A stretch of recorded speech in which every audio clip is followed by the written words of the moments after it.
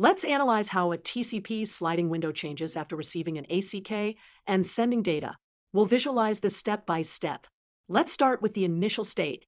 The window currently holds bytes 2001 to 5000, making it 3000 bytes in size. The next byte to be sent is 3001. Now, let's see what happens after event A. We receive an ACK segment with acknowledgement number 2500 and a window size advertisement of 4000 bytes. This slides our window to start at byte 2500 and expands it to 4000 bytes, making it end at byte 6500. Finally, let's see what happens in event B. A segment carrying 1000 bytes is sent, starting from byte 3001. This moves our next byte pointer to 4001, while the window boundaries remain the same at 2500 to 6500.